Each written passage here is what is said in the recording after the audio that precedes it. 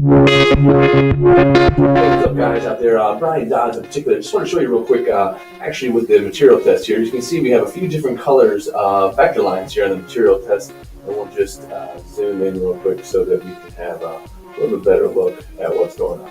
So, as you can see, different vector line colors there. Now, if you want to switch the order of what's happening here, so right now, there's gray first, then purple, then blue, then green, then yellow, then red. If you want red first, you just click on the red where the blue dots are, you drag it up.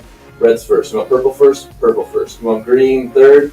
Green's third. So all I have to do is click on these three dots next to it and drag it around. Now, if you're over on this side, and like what comes in inherently is that you'll have the engraving on top and the vector secondly, just because that's how most people use it. But even this, if you want to put the engraving second and the vector first, it will actually follow the order over here as well. So you can actually switch up both things, and that'll actually save too when you save your project. So I hope this helped and help explain rearranging orders of vector lines in RE3.